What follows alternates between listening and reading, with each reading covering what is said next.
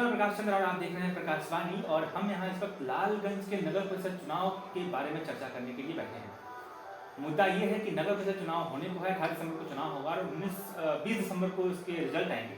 तमाम प्रत्याशी मैदान में हैं और मुद्दा इस बार भ्रष्टाचार सबसे अहम मुद्दा है, जिस पर लोग बात कर रहे हैं हर चौक चौराहे पे। कुल मिला के 16 प्रत्याशी मैदान में हैं और 16 प्रत्याशी मैदान में हैं और इस बार सबके बीच टक्कर देखने को मिल रही है। कुछ एक 5-6 प्रत्याशी की ज़्यादा टक्कर है, बाकी तो है ही मैदान में। क्या रहेंगे मुद्दे इस बार चुनाव के, किस विषय पर जनता जवाब जानना चाह रही है, कहाँ कहाँ घोटाला हुआ है, समीकरण क्या है, उन सब पे हम बात करेंगे। हमारे साथ मौजूद है यहाँ पे पूर्व नगर उपाध्यक्ष मुकेश चौधरी जी, और जो वार्ड भी रह चुके हैं और नगर परिषद की राजनीति को काफ़ी अच्छे से समझते हैं, जानते हैं और उस पर अपनी राय भी रखते रहते हैं, खासकर सोशल मीडिया पर काफ़ी एक्टिव रहते हैं। तो उनसे बात करेंगे। पहले बहुत बहुत स्वागत है सर आपका। जी प्रकाश जी नमस्कार। और आपके चैनल के माध्यम से मेरी ओर से ये नगर परिषद की चुनाव हो रही है, लोकतंत्र के महापर्व में लालगंज की तमाम जनता को हमारी ओर से हार्दिक शुभकामनाएँ कि वो अपने से अच्छे जनप्रतिनिधि का चयन करें, चाहे चेयरमैन के रूप में हो, वाइस चेयरमैन के रूप में हो या स्थानीय वार्ड के पार्षद के रूप में अच्छे लोगों का चयन करें। ये हमारी उनसे एक बेनती है। अब आते हैं मुद्दे पे। नगर परिषद की राजनीति आप इतने सालों से देख रहे हैं, दफन हुआ है, जो विकास के काम है, बाढ़ भी देखा आपने, कोरोना भी देखा आपने, उसके पहले तमाम साल से भ्रष्टाचार देख ही रहे हैं। इस बार के चुनाव में सबसे अहम मुद्दा क्या रहेगा जिसपे लोग उत्सुक हैं कि ये जो भ्रष्टाचार हुआ, इस पर जनता फैसला करेगी, जो चुनाव का डिसाइडिंग फैक्टर होगा वो क्या होगा? देखिए, अभी जो चुनाव हो रही है ना, अमूमन चुनाव के पहले जनता के बीच बहुत तरह की बातें रहती है कि अब चुनाव होगा तो मैं इस तरह से प्रश्न करूंगा। भ्रष्टाचार तो लगातार हो ही रहा, लेकिन आप जनता के बीच जाएंगे तो जनता के द्वारा भी इस भ्रष्टाचार के ऊपर क्वेश्चन प्रत्याशी से नहीं किया जाता करना चाहिए, क्योंकि आपके ये वो एज ए चेयरमैन के लिए आए हैं। पहले पार्षदों के बीच से चुने जाते थे चेयरमैन, अब डायरेक्ट चुनना है। और जो भ्रष्टाचार की बात है वो तो पूरा अकांत तक डूबा हुआ अभी भी। आज भी अभी आपके चैनल के माध्यम से एक सड़क जो निर्माण हुआ, ठीक है, वो नगर पंचायत के माध्यम से नहीं बना, लेकिन नगर परिषद क्षेत्र के अंतर्गत तो बना ही। और नियम ये है कि नगर परिषद के अंदर विभाग कोई भी हो, अगर कोई काम करता है उसकी गुणवत्ता को लेकर नगर परिषद को हमेशा खड़ा रहना है। प्रभुत्व को लेकर हमेशा कहते रहे हैं कि इससे पहले जब सभापति वार्ड चुनते थे उस दौरान प्रभुत्व की बात करते हैं, ताकि आपको बताएं तो क्या प्रभुत्व था, क्यों सभापति स्वतंत्र नहीं होते थे, क्यों विकास कार्यों में अड़चनें आती थी, इसके बताइए। देखिए, 2-3 तरह के लोग चुनाव जीत के गए, नगर पंचायत में राजनीति किए, प्रतिनिधित्व भी किए, एज चेयरमैन भी रहे, वाइस चेयरमैन भी रहे। तो ऐसे कुछ लोग जो गए, उनका उद्देश्य सिर्फ इतना था कि इस नगर परिषद से मैं कितना लाभ ले सकता। अब डायरेक्ट आप अकाउंट से पैसा निकाल नहीं सकते, कोई ना कोई योजना तो आपको लेना पड़ेगा। भ्रष्टाचार की स्थिति ये है कि कुछ जो हमारे लालगंज नगर परिषद के भी सबसे प्रखर ज्ञाता कहिए या दावेदार हैं, उनके वार्ड में नहीं बोलिएगा, वो तो जनता तय करेगी। अब जनता के नज़र में तो है इस बार तो एक नाला का 3-3 बार भुगतान हुआ है।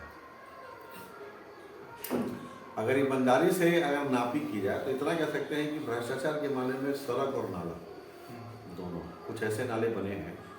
सड़क तो सर कहीं कहीं है ही, बिना चुना एक दो भी छोड़ दें, किसी भी गली में गुजर जाइए, सड़क शायद ही आपको बिना टूटे हुए पूरा मिल जाए। नहीं, देखिए, जो डांस रोड में है वहाँ पे अभी जर्जर स्थिति है सड़कों का। 2010 में जो टेंडर हुआ था उसमें जो संवेदक लोग थे, ये चूँकि डूडा के माध्यम से टेंडर निकाला गया था, उसमें बहुत बोकस काम लोग किया, पूरा बोकस काम किया। उस वक्त जयप्रकाश चौधरी थे यहाँ के चेयरमैन, उनकी निगरानी में हुआ सर, चेयरमैन वो थे उस वक्त। लेकिन तो थे नहीं, उस वक्त मैं एज ए पार्षद था। पार्षद था तो हम तो हमेशा उठाते ही रहे, रिटेन भी, मौखिक भी। आप मेरा प्रोसीडिंग बुक निकलवा के देख लीजिए 2007 से लेकर 2017 तक। 17 के बाद तो मेरी वाइफ रही, तब उसमें देखिए कि हम सब जगह विरोध किए, जहाँ जहाँ गलत हुआ वहाँ विरोध किए। विरोध से किया गया। वापस हम घूम फिर के एक मुद्दे पे आते हैं। शौचालय मुद्दा घपला का उठा था, जो है तो सौ के चुनाव में उन्होंने खाया था। आरोप जिस नेता का आया उन्होंने कहा कि हमसे काम करवाया गया, तो कुछ सभापति हर समय पे बदल दिए जाते हैं। उन्होंने जिस पे आरोप लगाया उन्होंने कहा कि उन्होंने उल्टा कह दिया कि आप सक्षम नहीं तो कुर्सी छोड़ देते। ये आरोप प्रत्यारोप का दौर चला पिछले कुछ महीने पहले देखने को मिला कि एक ने कहा कि हमसे करवाया गया, दूसरे ने कहा कि इतना ही कमजोर था तो कंधा बंदूक करके इतना कंधा कमजोर था तो आप छोड़ देते कुर्सी। नहीं देखिए, इससे क्या किया? वो शब्दों की जादूगरी उनको खूब पता है। देखिए, जो गलत तो करता है ना, उसके पास सब चीज़ का जवाब होता है। इसमें मेन होते हैं कार्यपालक, ठीक है। कार्यपालक सरकार का एक तरह से जन बने प्रतिनिधि होता है। वो यह देखने के लिए कि जो कुछ भी हो रहा है सही हो रहा है, गलत हो रहा है, ठीक है। चेयरमैन चेयरपर्सन है, कोई भी योजना होता है तो उसमें उसका अपना एक अधिकार है कि भाई वो अपने लेटर हेड पे फॉरवर्डिंग करता है कार्यपालक कि ये काम को करना है। जो काम हुआ जिसमें एक डस्टबिन और मोबाइल यूरिनल टब, वो जो घपला हुआ वो तो बिल्कुल दूसरे करने पे गया। और शौचालय का जब आप भी वही कह रहे हैं कि कंधा किसी और का बंदूक हाँ, की ओर क्योंकि चला है। होता क्या है ना, क्योंकि सही जो आदमी होता है तो वो किसी पे भरोसा करता है, ठीक है। अगला देगा कार्यपालक भी हम ही भर रहे हैं कि हाँ सब कुछ ट्रांसपेरेंट तरीके से हो रहा है, इसमें कहीं कोई दिक्कत नहीं है कि इसको किया जा सकता है, कर लीजिए। वो तो बाद में हम लोगों ने उजागर किया, सब चीज़ों को तो हम लोगों ने उजागर किया। 40 लाख का घोटाला था ज़्यादा सिर्फ तब की बात करें उनके पहले आप 2017 के पहले चलिए ना, 50 लाख का घोटाला लाइट में है। जितने भी 16 प्रत्याशी खड़े हैं उसमें 2-3 को छोड़कर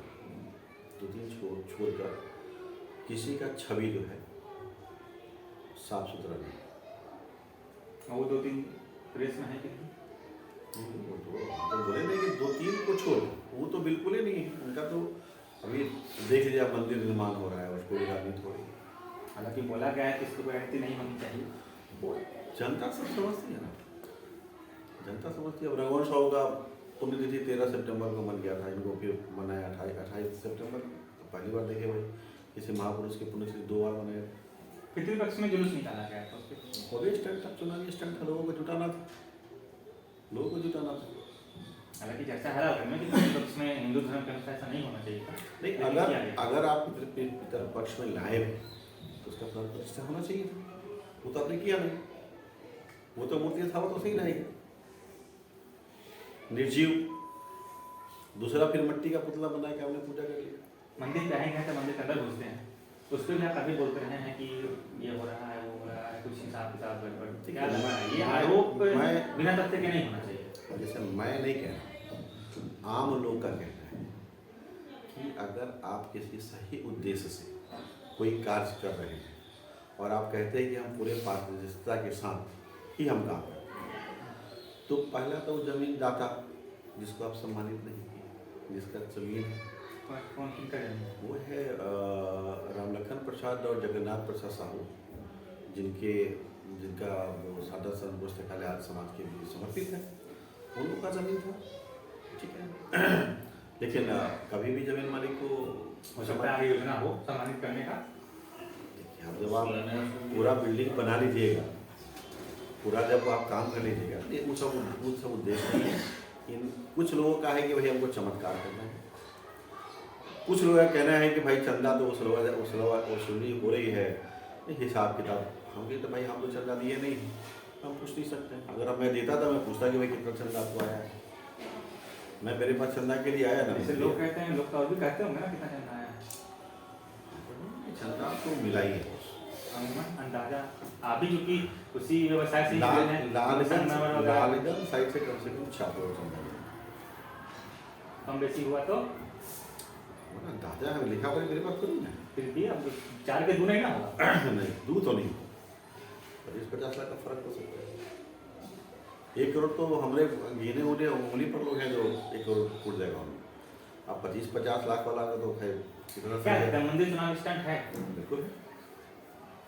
पितर पक्ष में आप मंदिर मूर्ति ले आए तो विजयदशमी में उस मूर्ति का प्राण प्रतिष्ठा क्यों नहीं हुआ? पूछता है झारखंड के सारे जनता। तो उड़ा नहीं देता था और क्या था? मतलब नाम भी तो बता रहा है, हमने ये रोड बनवा दिया, काफी सारे विकास से काम, भ्रष्टाचार। एक्चुअली भ्रष्टाचार को हम बोलना इसलिए आसान है क्योंकि खुद चेयर पे रहे हैं। दूसरा है उस पर आप आरोप लगा सकते हैं। तो भ्रष्टाचार पे कोई भी उम्मीदवार जो अभी तक नहीं फेस किया वो आराम से लगा सकता है कि क्या जब बनता है। बड़ी गाड़ी चलती है ना, जब स्टीयरिंग पे बैठा होता है ड्राइवर, ठीक है, तो कंडक्टर जो होता है, सॉरी जिसको खलासी बोलते हैं, हालांकि वो नहीं था। एक साइड पे वो गाइडलाइन करता है कि लेफ्ट लेना है अथवा राइट लेना है। एक सिंगल अगर दोषी अगर वो था और आपको पता था कि भ्रष्टाचार हो रहा है तो आपने आवाज क्यों नहीं उठाई?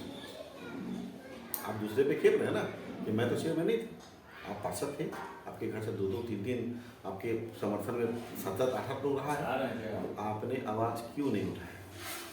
किस बात का डर? तब है तब तक तो इसका मतलब आप उसमें शामिल हैं। आपकी अगर मित्रता थी तो आप उस घोटाले में आप शामिल हैं। मित्रता टूटी कैसे? ये संक्षेप में मतलब शॉर्ट में टूटी कैसे? क्योंकि आप लोग आंखों देखा है सब कैसे टूटी, क्या कुछ हुआ, बीच में सदन भंग हो गया, सब देखा हुआ है। थोड़ा ब्रीफ में बताइए। मित्रता भरोसा टूटा ना, भरोसा मित्रता टूटने के पीछे यही है सभापति पद का उम्मीदवारी। जैसे वो चमत्कारिक जो नेता हैं वो चाहते हैं कि सब अपने अनुकूल, तो सभापति पद के रिजर्वेशन को लेकर और सामान्य सीट होने के परिप्रेक्ष्य में कुछ बातचीत हुई उन लोगों से, तो सामने वाला बोला कि आपने ऐसा क्यों सोच लिया कि रिजर्वेशन जब होगा तो ही मैं दावा पेश करूँगा, अगर सम्मान होगा तो ही मेरी दावा उस पद के लिए रहेगी। तो अब एक म्यान 2 तलवार तो नहीं रह सकते।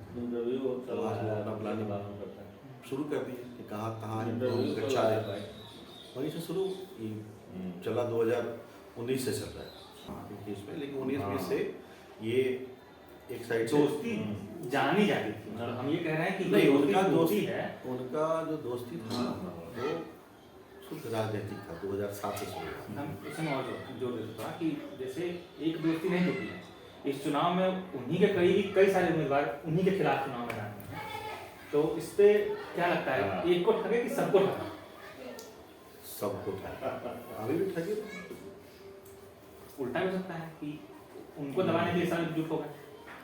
ना, दोनों संभावना है ना? नहीं ऐसा नहीं है।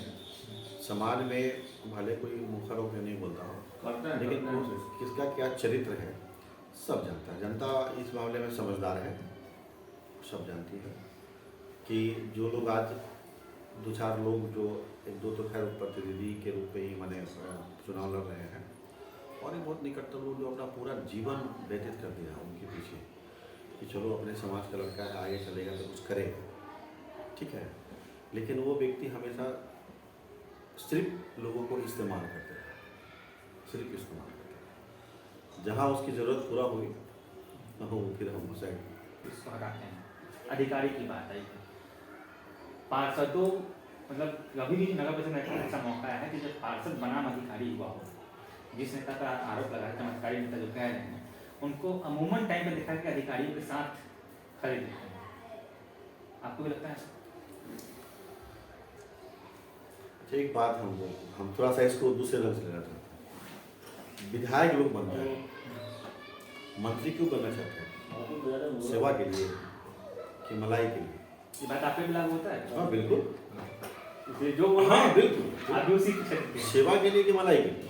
जो मंत्री बनने के दौर में अपने को आगे रखना चाहते हैं, मंत्री अगर कोई बन गया स्वतः अपने टैलेंट पे, लेकिन जो बनना चाहते हैं, जाना चाहते हैं, तो जो पदाधिकारी जो यहाँ आते हैं तो पदाधिकारी देखता है कि शांतिपूर्ण ढंग से सारा काम कैसे हो, वैसे व्यक्ति को ढूंढो जहाँ पर हो हल्ला नहीं हो।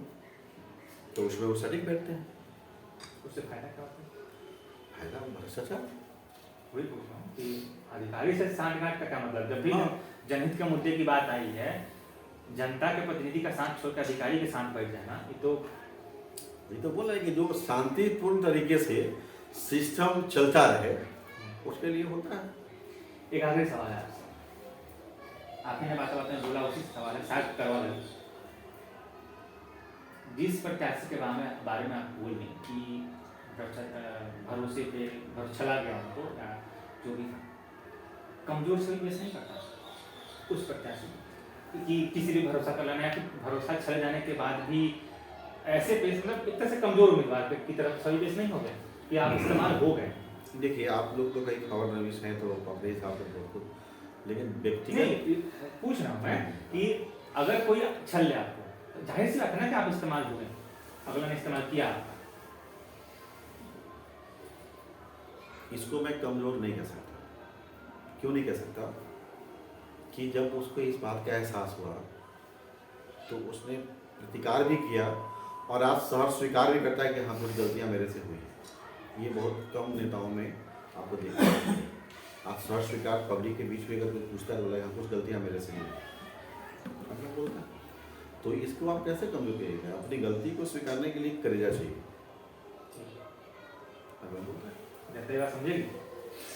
अब जनता को तो समझना ही पड़ेगा, नहीं समझेगी तो फिर अब तक वही हुआ है कि भ्रष्टाचार मिटाएंगे और जीतने के बाद भ्रष्टाचार ही करेंगे, रोड नाला बनाएंगे और मालूम है कि 6 महीना के बाद फिर रोड नाला का स्थिति जो है, अभी पुराना शौचालय के नज़दीक से बना है नाला बेतिया रोड। मैं पूरे दावे के साथ कह सकता हूँ कि जो व्यक्ति कहता है कि मैं DM, SDO, BDO, CO, अरे नाला कहाँ चला गया? खोजो ना भैया, नहीं मिलेगा, उसका अवशेष नहीं मिलेगा, उसका अवशेष नहीं मिलेगा। कंचन साहब बाधक है और इधर उमेश भाई भी बाधक है। वो ट्रांसफर होगा पक्का लग रहा है? बिल्कुल होगा। मैं तो तेरे जिक्र कर रहे हैं ब्रेकर है। ट्रांसफर ना हुआ तो उनका किया, जो व्यक्ति उस व्यक्ति के उस क्षितिज तक पहुंचाया अपने बूते, वो व्यक्ति जिसका नाम उमेश सिंह है, अपने बूते मनोज सिंह जैसा लोग उस क्षितिज पे पहुंचाया, तो कुछ तो बेस रहा तभी तो पहुंचाया। आज वो खुद मैदान में है, वो कहाँ जाएंगे? उसको खोजते हैं, उमेश सिंह को भट्टी पकड़ा चले जाइए, वहाँ मिल जाएंगे। इनका तो पता नहीं पटना रहता है, कहाँ रहता है, फोन कर नहीं जाएगा। घर पे सुनते हैं लोग, हम तो कभी गए नहीं उनके घर पे, कि आवाज़ हो तो जल्दी है, उधर से रिप्लाई नहीं होता है। सुनिए बातें बहुत सारे उपलब्ध हैं। खैर, हमारे साथ अभी मुकेश चौधरी जी, पूर्व नगर उपाध्यक्ष लालगंज के और लालगंज की राजनीति को करीब से समझने वाले। आपने जाना कि परिषद चुनाव में क्या कुछ हो रहा है, क्या कुछ घटित हो रहा है और भ्रष्टाचार के कौन कौन से मुद्दे हैं जिस पर जनता जवाब ढूंढ रही है। उम्मीद है आपको कुछ ये वीडियो पसंद आया होगा, इसके थ्रू आपको कुछ जवाब भी मिले होंगे और सवाल करने की हिम्मत भी मिली होगी। आप देखते हैं प्रकाश वाणी को, अगर आपको इस वीडियो के बारे में कुछ कहना है तो कमेंट में जरूर बताइए। देखते हैं।